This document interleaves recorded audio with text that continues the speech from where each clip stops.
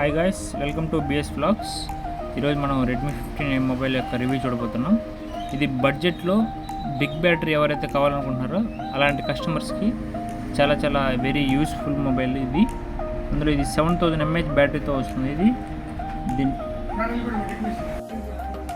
Mobile వచ్చింది. Mobile చూద్దాం, మళ్ళీ చూద్దాం లోపల ఏమేమి వచ్చినాయో అవి చూద్దాం. ఫస్ట్ దీంట్లో వచ్చేసరికి కేబుల్ చూసారు కదా, టైప్ సి కేబుల్ వస్తుంది.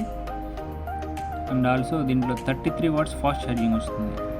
33 watts fast charging, 7000 mAh battery కాబట్టి ఇది ఫాస్ట్గానే ఛార్జ్ అవుతుంది, 33 watts కాబట్టి. నెక్స్ట్ దీంట్లో ప్రోస్ వచ్చేసరికి మెయిన్ వచ్చి 7000 mAh battery. And also it will be processor వచ్చి స్నాప్డ్రాగన్ 6th Gen 3 ప్రాసెసర్ వస్తుంది. ఇది మల్టీ టాస్కింగ్ కానీ బ్రౌజింగ్ కానీ మెయిన్లీ జనరల్గా సోషల్ మీడియా యూజ్ చేస్తారు కదా, వాళ్ళకైతే చాలా బాగా యూస్ అవుతుంది.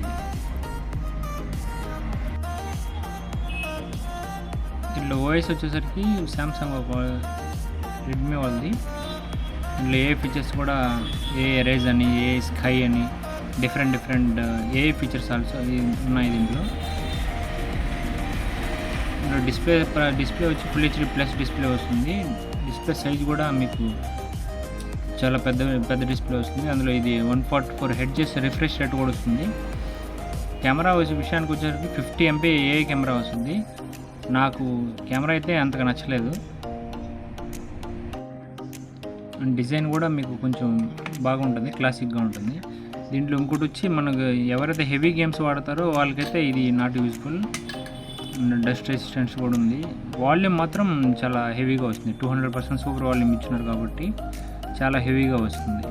దీంట్లో ఇంకోటి ఏంటంటే సాఫ్ట్వేర్ బ్లోటింగ్ అనేది ఎక్కువ ఉందన్నమాట.